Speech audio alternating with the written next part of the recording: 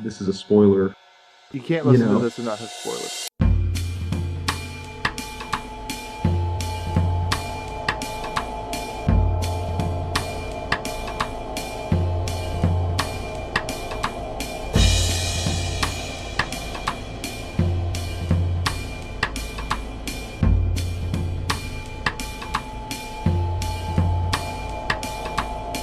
Well, it's been a long route to get here. But Invisible Cities, huh?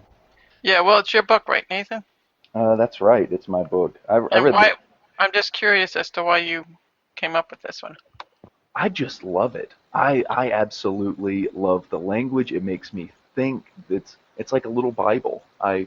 There's these little moments that are just, I don't know, it's like a sack of gems, really. Right. Um, I there's agree. so many little things that describe the world or how something feels or the point or a philosophical or aphorisms or just all sorts of little things. The punches that it packs are just amazing. And it's not poetry. It's clearly a novel, because but it feels like it and it just reads like a dream. I think I've seen it described as prose poetry or a prose poem. Yeah, and you're not going to get a hard definition out of me either. Like, I don't want to Yeah. put it into the category. Like, whatever it is, I wouldn't call it a novella either, just because I don't like to say that. Like, it's just a great read in my opinion. It is. Yeah, as I dug into some secondary sources, as you go down the graduate essay train, you see more and more obscure language being used to describe it as Lacanian post-structuralist Oh, yeah. Derridian. Well, that's an explanation for sure. That's Yeah, one explanation. yeah. Absolutely. Well, anyway, you should do the summary of whatever you can That's do. right. That's right. So it's your thing. So, so basically, the novel is a conversation between the Kublai Khan and the young traveler Marco Polo. This is like the back of the book stuff, and you move through this conversation in the gardens. But already, whenever I say that, it starts to get a little fuzzy because this conversation, which is the through line for the entire novel, because the conversation is also a description of cities, which this book is a composition of. There's um, I don't want to count, but dozens of stories, each one about a page long, some as long as three or four. And these descriptions of cities in this conversation between Marco Polo and the Kublai Khan, the only two real characters, um, live in a world that becomes just enormous because of these invisible cities, these proclaimed fictitious cities, or the this gets complicated because none of these cities are real. And about midway through the book, you discover in a conversation that this is all a reflection on Venice, though he's never talked of the city of Venice. He's talked of other cities that he's never heard of before, and in fact do not really exist, but they are an aspect or a reflection of Venice. And his explanation for that is interesting, and we can talk about that. But the nature of the conversation is one that explores what is possible and in the mind. So this conversation that happens between a great emperor and a young traveler is actually continued in thought and in silences and in gestures and in entire movements of You mean body between the two of them? between the two of them. So this Right. isn't a straightforward conversation Right. at all. And in fact, there's a point in, if you follow the epic of these two people in conversation, you find that originally there was no words expressed until Marco Polo started to learn the language, and then the Emperor Khan didn't enjoy the story so much anymore, and so they went back to telling stories with the objects and going back to the objects altogether. He would arrange something like a dagger next to a ship oar and a ruby. This is just making it up. That's not a real example. But to show that that was a thieves' guild on a pirate bay or something. Right. And in that way communicate something. And so these are the invisible cities. And by the end of the story, you get something that is, I mean, it's not conclusive. It's just a way of searching for the meaning in all things, and that's what the emperor's doing because he is at the middle of a vast empire, and he has seen it spread and expand, but he doesn't know it. By being the emperor, he's forced to contain he's supposed to be the stable element. And so Marco Polo comes in as the explorer who's been everywhere and knows the empire better than the Khan, though it's under the Khan that, he gives Marco Polo these freedoms. So there's a symbiotic relationship here. The Khan wants to talk to Marco, and he also thinks through these conversations. So whenever the Khan is feeling depressed or sad about the nature of his empire and that it might be decaying, he challenges Marco Polo, or he wants him to admit that he's just making this stuff up because he's so impressed by these stories, which are true, and they're constantly battling. He'll say, well, okay, I'm just going to make up a city, and you tell me if it exists. One where, and then he lists off, and that's one of the great things Yeah, I about remember the that. level of description. And the Khan will make up an impossible city, and then Marco will be like, I mean, I can't tell you, that I'll go there again. It's because I've already been there, and it has a name, and it's this. And there's this other thing that you don't know about it. And it's just these beautiful punches. Well, I found it interesting at one point when I saw this line between in one of their conversations.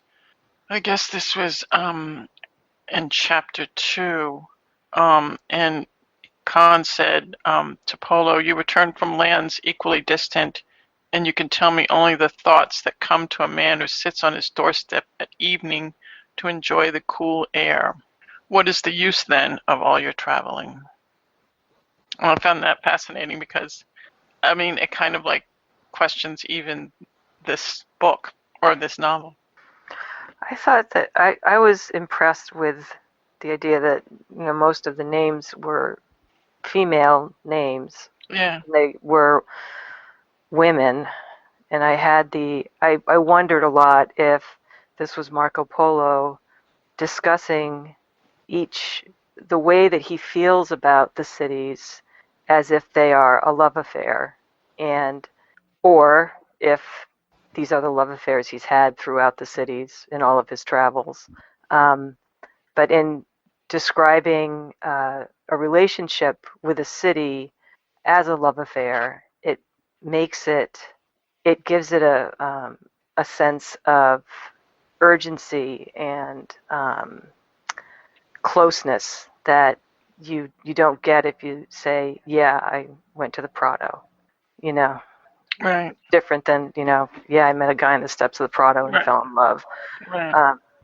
So I wondered about that a lot, about how everything seemed to be moving through this, him talking about the cities. It wasn't always feminine. I mean, it wasn't always strictly feminine, but it was always strictly very personal. Yeah, these cities are subjective cities. It's like he represents the emotional experience of a place. And so while the cities that he describes are often impossible, they convey something like a dream. And they even talk about the discourse between dream and cities. It's the nature of existence comes up constantly here too, and also experience. And I mean, Time. here's one that I really like.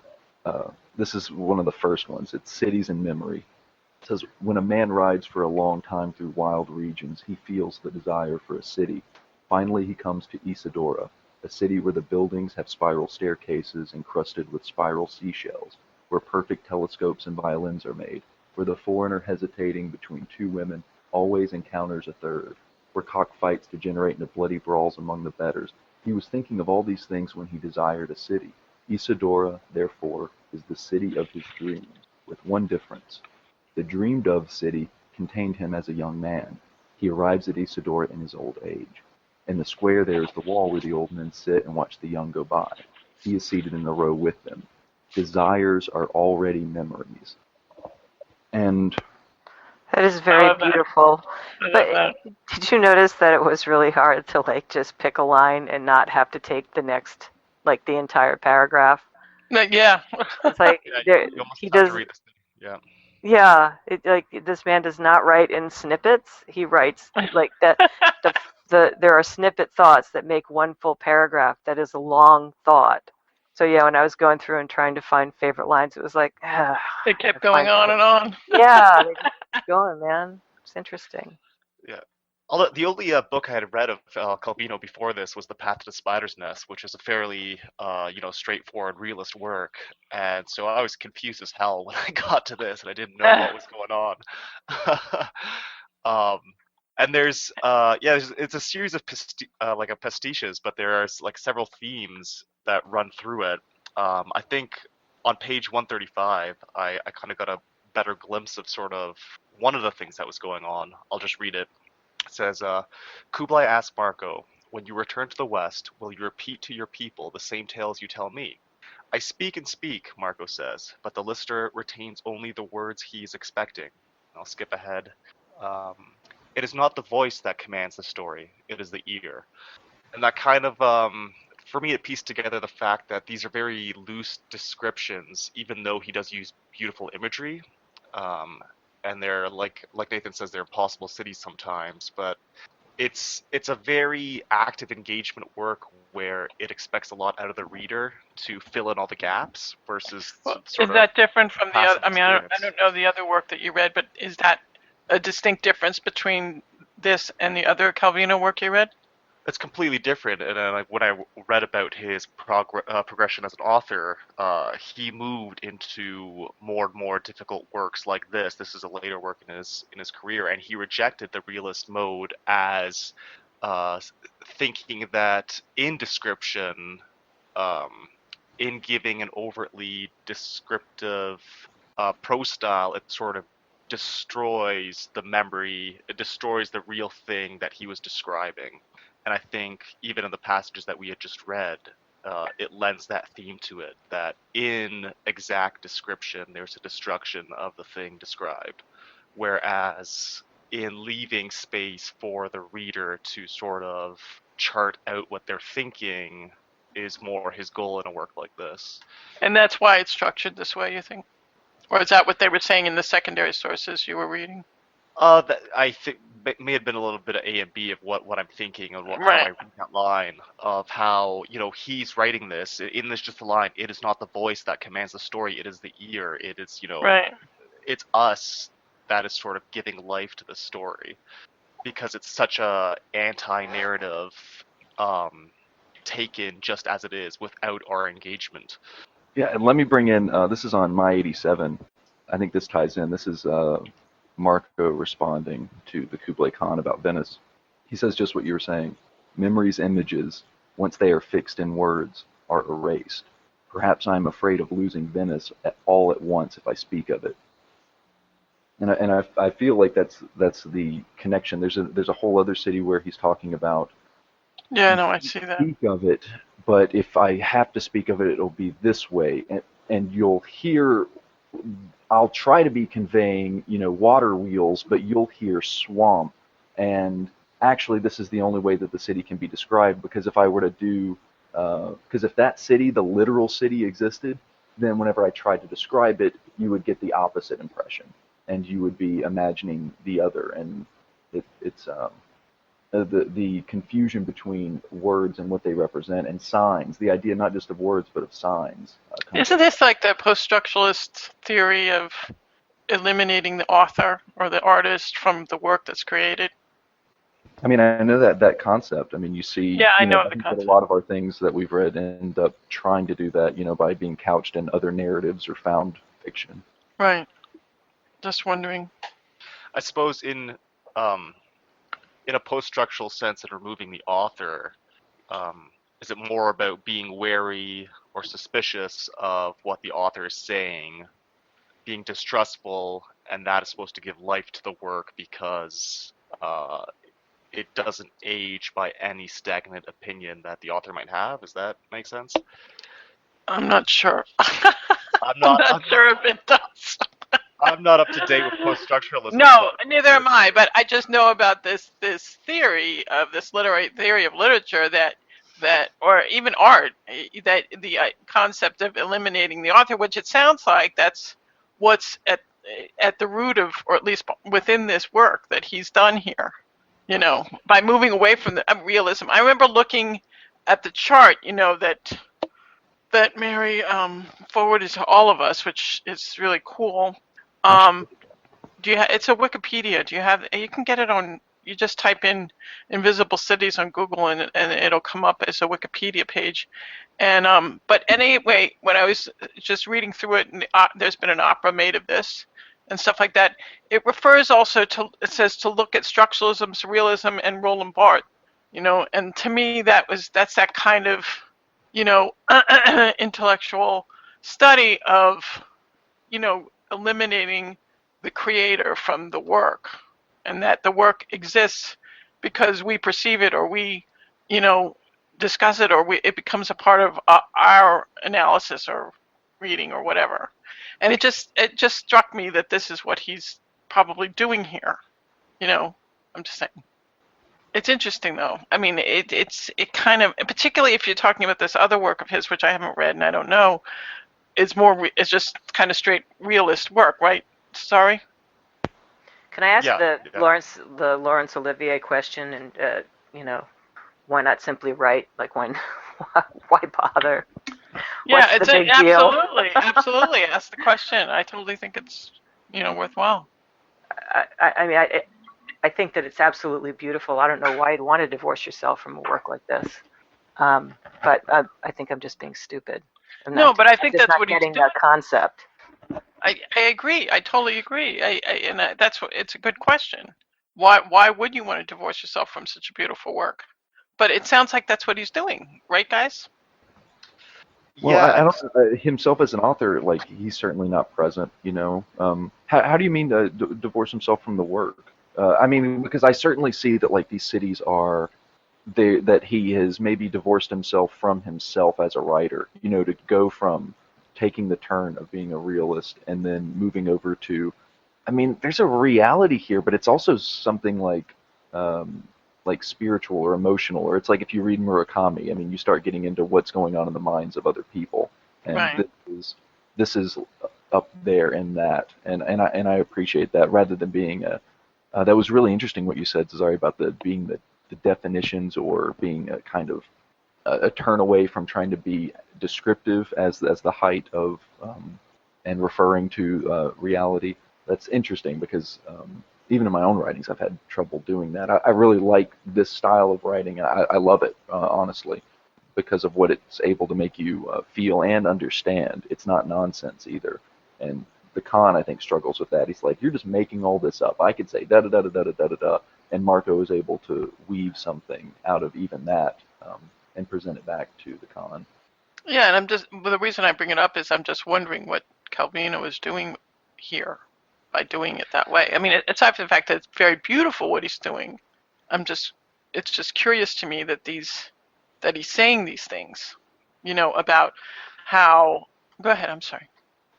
Oh no, I wasn't trying to interrupt. That Oh, was me. well, I'm just saying about how, like, what was it? I forget the line that I think Nathan noted about how the listener. What was the line that you quoted about how they hear what they hear, or the words become what they are based on what you're hearing? It's not the voice that commands the story. It is the ear. Right. It's the ear. Right. It's just an interesting concept to me, as to particularly when you, like what Cesare said about how he had read this very realist work, and then he comes to this and he's like, whoa, what's going on? What is this author doing?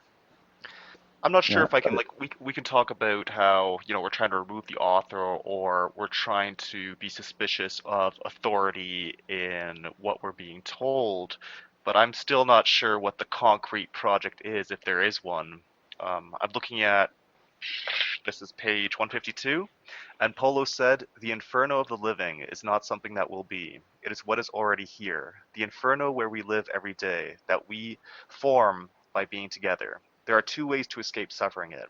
The first is easy for many. Accept the inferno and become such a part of it that you can no longer see it. The second is risky and demands constant vigilance and apprehension. Seek and learn to recognize who and what in the midst of the inferno are not inferno, and then make them endure. Give them space." So I feel like that ties into somewhat of what we're talking about, but I just can't elucidate the point any further unless someone else has an insight. Yeah, I What? remembered that. I mean, that's the last line of the book, or that's the last bit of the book. And I thought about that. I thought about you, Laura, because of bringing everything back around. This is like the everyday. It's not something Right. out there, Inferno, where we live every day. Right. I mean, and this is, that's something that Polo is saying to the Khan. I mean, why these two characters then? Well, we can ask that. I mean, because these cities are fantastic and almost, they don't stand up to scrutiny because if you change one thing about it, then the whole thing is different, which is something that I think founds these stories and also the cities that are being described. But I mean, there is a conceit that it's Marco Polo and the Kublai Khan, historical characters. You know, we could talk about why that is, and I mean, I think that I think that he's picking two people to go at the biggest stuff in existence. I mean, or two. The ultimate travelers, the ultimate invader, the ultimate traveler. Yeah, and I guess he pins those labels against what that could possibly mean. Like you said, the ultimate invader or the ultimate ruler of the world, and somehow this book explores how he doesn't understand what he rules over, and the ultimate traveler, and discussing how ultimately can't experience where he's been. Because the entire time, Khan, who's the ruler of the significant part of the world, universe. Polo for information on what exactly he rules over, and then Polo himself is confused as to where he's actually been. Well, maybe that's the point. Maybe when I just said here, you were saying Khan, who rules large part of the world, and I was like the universe. Well, maybe that's universe. Then maybe that's what Polo is saying, right? That what you rule over is almost unfathomably, that's not the right word, but enormously larger than you can, conceive. I'm thinking in a very sort of poetic, weird way. That maybe that's what's at work. Because, when he says here, for instance, this is on page 117, I think, and they're talking. Khan says something. Wait, here we go. Oh, okay. Perhaps, this is Polo, perhaps the terraces of this garden overlook only the lake of our mind.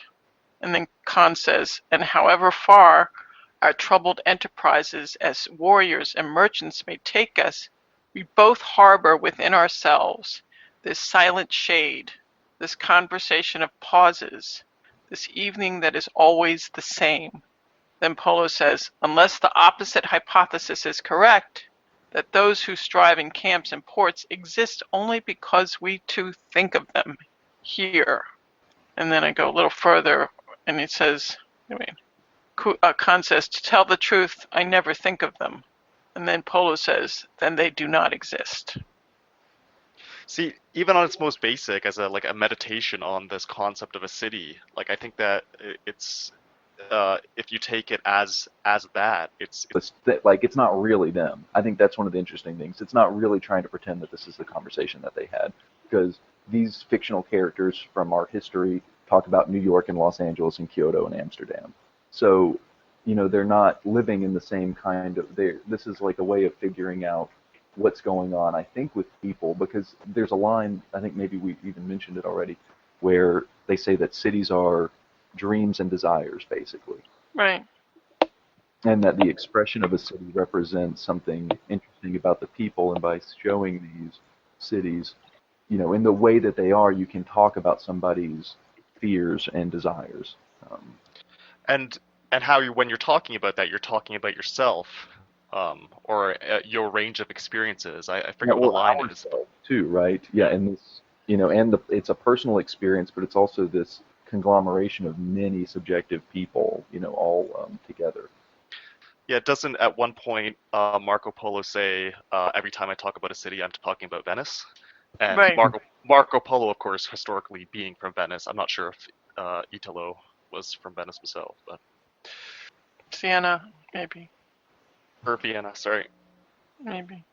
I mean, the things that they, go through, it's almost like this is a portal, to wonder. I mean, it's like these two characters are actually like an ego and id or something as well for maybe Calvino. Maybe there's, some you could make a theory about that. I don't think it's important, but, this conversation is trying to, get at something also, like the known world, I think, that the Khan represents, and like the felt or lived in world, or the, because the Khan feels trapped, in his, and this is what the trade is going on. And the conversation, if you take the whole thing in total, is wrapped up in, it's it's talking about how we live in the world, how we have experiences, and how other people shape us, and how we shape ourselves and give form back to the world. And there's this whole city that's being described where everyone meets. It's a trading city, so this is one of the cities or trading cities. There's several sections, and like cities in eyes, cities in the sky, cities Right. and the trading cities. One was where everybody gets together on the solstices and the equinoxes to trade. But what they're really doing, or what they're also doing, is at night having conversations, and whenever they say something, it inspires someone else to say their own riff on that. What they really are trading are their memories. And so whenever they go back home, they are interpolating what they've had as their own dream and then the dreams of others, and they switch out the people and the descriptions, and are refreshing their mental lives as well as their physical lives with the things that they're uh, trading for money and bartering. Right. So I just think that it's vast what's being undertaken within this, and and it's also humorous. There's that one city where there's two of them, and one is permanent and one is always traveling, and they describe the circus with the tents and the cages that are there, and the lions and the trapeze, and then they talk about the temples with the stones and the marble staircases. And it sets you up for this joke, right? That like the carousel or the carnival will be traveling, but then it's like, and then so once a year they take down the marble, they take down, and then they're actually Yeah. moving the hardest to move thing to go around. And it's interesting what that does is like it leaves you in a permanent way that you've never had with the carnival, there, and it makes something else that should be immobile and impenetrable light. And um, so it's I mean, the thing is like this, it's each city is its own beautiful story, and it has a meaning, I think, all of its own. I mean, little lessons like, desires are memories. That was one of my favorite lines. I might have used it, and I won't use it now. But that punchline, that 5 words at the end of that, and you couldn't just do it. It was all leading up to that. I mean, it just so perfectly described that nostalgic, wanting to step back in the river, feeling, and it kind of was like a lesson about that. But anyway, so where were we? Yeah. I'm sorry to lose Mary there, but That's okay. Yeah. yeah. I mean, I don't have I don't think that there's like an a theory or an explanation of the book. What's so impressive to me is the entire discourse, and what it takes on. I think I mean, if you think about it, when you analyze it just from like a sort of as far as like basic structure, there is no plot, right? Really, other than Marco Polo traveling and Khan not. And then it becomes a question of what is traveling, right? Yeah, because they do wonder about that, and I'm not sure how their arguments, shake out, because it seems like, I mean, certainly they have really traveled, and so that's what's going to inform, the stories that they tell. So it's a blend, because this entire time, presumably, Marco Polo's been going away and coming back, and they've aged over the course of decades of time together, and their style of conversation has changed and taken on different forms. Right. But in that conversation, it is entirely this mental city. I think that's what the Right. invisible city is. That's And the sense I got you know, and it about comes the mental. I'm sorry. Go ahead. it's and it's real. And it's and the extent to which you can perceive that city through, like the amount at which you can like follow along in that dream is the amount that you can take out of it. And so even though he gets caught up in listening to these, he's almost like a jester, Marco Polo, except that he isn't just ridiculous. And the Khan wants to challenge him. He gets a little bit frustrated at times, and I think that he wants to be able to put a pin in like the balloon that Marco's trying to inflate, but he can't, because and sometimes he gets the better of him, and he doesn't want to be right either. The Khan, I think, enjoys these conversations, but sometimes he's pushed to the limit. They talk about at the mood in the evening, whenever he might be a little bit depressed, and then he gets more aggressive about Marco Polo stories. Like where is the city really? You're just saying things. And then but then he'll charge him with something again. I think I've already laid this one out, but with a made up city of his own, and then Marco Polo can justify it and appease the Khan. And so there's something happening there too. And I love the idea of someone being able to just lay out all the objects on the carpet and Right. and be able to and the way that their hands they would sit across from each other and assume attitudes or positions or the movement. In terms of how this whole thing has been written and structured, I go back to, okay, what was Calvino doing? What was his intent here? And that's why I keep going back to that. But yeah, I mean, it's fascinating to me, that the concept of traveling and not traveling. Like I'm thinking of I think this is page 98, and I think, how I don't know how it is in your versions, but their discussions are between Khan and Polo are in italicized. At least they are in the version I'm reading online here. But Khan says to Polo, quote unquote, quote, "So then yours is truly a journey through memory." That's what, I mean, this begins a whole discussion, but maybe, I mean, in a way, maybe that's what this whole book or A novel. journey through memory. A journey through memory, because he discusses memory a lot and time. Well, I'm a very hyper about memory.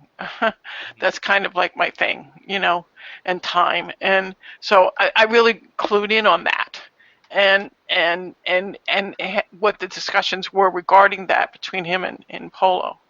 I think I mean, I think a part of the beauty of the work is, and a part of the difficulty in discussing it is, like you said, there's no plot, and I think almost every city stands alone thematically, and we can almost go one by, have a discussion per city, and he frames it beautifully in the sense that he makes it loose enough to be somewhat ambiguous and to be able to discuss, but not so loose as to be completely meaningless. Right. Yeah, okay, I think that's a good suggestion. Like, so take like 76, or I've got Trading City number 4. This is one of my favorites. Page 76. 76, I think. Yeah, but it's Uh-huh. called Trading Cities number 4. Okay. And this is Ursilia, where, I mean, I'm tempted just without so we can move along. Basically, everybody moves around in the city carrying string, and they create relationships. And whenever the strings become too numerous or they get tired of their relationships, they move on. And so what's left as they wander is a city, a string of string cities that have been abandoned, and only the spider webs of these. That's the final line. The spider webs of intricate relationships seeking. Right. I see that. It's like I love that line. ghost towns look that way. I mean, so this describes something real, because you can see the butcher and the courthouse and the things that stand for these relationships, even without the people there to give them any meaning. And I think it's beautiful, and it's beautifully written. Like, I don't want to. I mean, I would be tempted just to read this whole book again, because as soon as you dive into one, you can't just read that line. It's that whole page. And the beauty of these things is they're so short and sweet. They're just. Yeah, it's a beautiful, like that. Just that passage. It's a beautiful contemplation on how cities or places are made up of relationships of people within them that may be dead and gone, but yet somehow it functions via those ancient historic relationships. You mean the city itself? Well, I think, my take on it is every time, like Ursilia, he's looking at a way to view a city, and I think these can all be standalone cities, but they can also be the same place, and looking at it from different angles. And we're talking about the threads that are left behind by the interaction amongst people that may be dead and gone, but the threads still remain. And you can look at that in a way of maybe, that makes navigating the city difficult, and that makes those relationships more permanent than the people themselves. This goes right to my mental insanity. Yeah. That's amazing. I'm telling you, because I've always had this thing about, for instance, a friend of mine who worked in this building, a couple of blocks from here. They had to move out because the building was going to be demolished, and they're building a new big high-rise thing for condominiums or whatever. And I remember talking to him about it, saying, you're still there in that space, even though you're not. He'd worked there for like 40 years or something, 30, something like that. And I was like, you're still there. And I always talk about how, because I know New York City really well. I mean, I've been here for 100 years. And so wherever I go, I can go. I always say there are ghosts on every corner, because I can go to every corner and there's something happened in my life or something that I knew that happened to someone else. And so that brings up this idea where this line, webs of intricate relationships seeking a form. Cities are the form. We have the buildings, the matter, the buildings and the structures that, we live in and around and within. But the experience of life that we're having, these relationships, these, it are not form per se, but somehow these spider webs remain and exist. And that's really fascinating. And maybe that's what he's doing throughout this whole book, is looking at these forms that are developed through non-forms, or non-matter, and how they survive. You get what I'm saying? Yeah, it's like this transfer of energy. I mean, I want to say Energy, yeah. I want to say, like in a, I don't know, some kind of B sense of the word. Like, I don't mean to be like religious, but like a spiritual movement from the mind, an experience. Let's say that to a real. There's the one city that they talk about where they had a dream that they were chasing a woman through a city street, but a bunch of people had this dream. Oh yeah. Moved to a place where they could make a city, and they built a city exactly as they had in the dream, except for they blocked off the places in the dream where the woman would escape. And so, anyway, they never had the dream again or whatever, and the city was founded, and there's all these little differences. And new people came who also had the dream to live in that city and just supplanted the old ones. They also had the dream, but the reality that they found didn't correspond with their dream, so they ended up changing the reality to correspond with the new dream that, and so you keep having these generations that come, right, are trying to shift. And the punchline for that section was something like, and no one knows why you would be drawn to an ugly trap. Wait, say that again, I missed it. No one knows why you would want to be drawn to such an ugly trap. Hold on. Because it's saying that the dream is the trap. Right. They're trying to trap the girl in the dream, and that's the basis of the city being founded. Wow. That's another heavy theme of chasing your fantasies and how elusive they are and how they disappear when trying to be formed in reality. Right. And just coming together as, the concept of a city is many people, right? And just living in a space shared by many and having common goals and common dreams and common fantasies is somewhat incredible. Wow. Very intense. I'm trying to find that line because I think that it was just very good. But yeah, there's so many little moments. I wanted to tie that back in because I thought that it was connecting with that movement of the mental to the physical.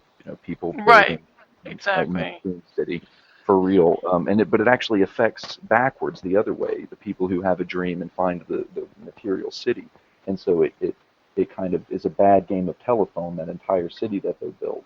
And yeah, and its basis is trying to trap something. A possibility, and that's the desire right there.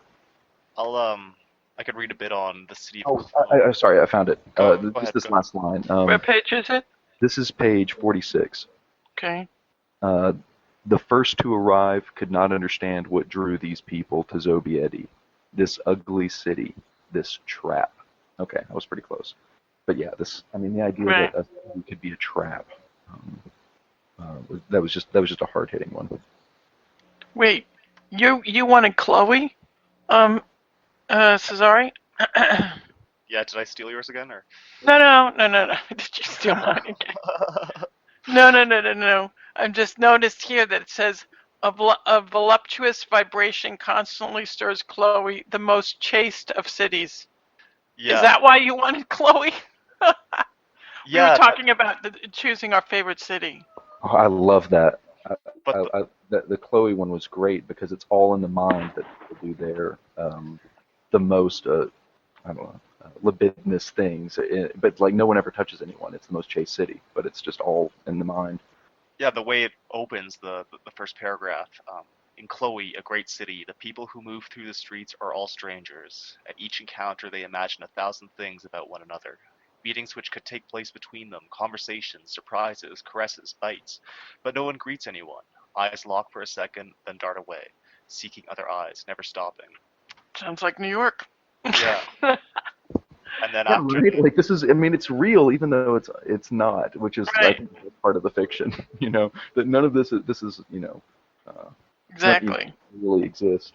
but I love, Then that goes back to what we were saying with the break from realism into invisible cities. Because I've read other stuff by Calvino, and this is my favorite. This is the first thing I read, and since going back and trying to read like If on a Night of Travelers, while interesting thematically, or The Baron in the Trees. It's about a boy who decides to run away from home and lives in a forest, but he lives in the trees, and he just like, which is great. But I didn't enjoy the read in this way that you get pulled in by page after page.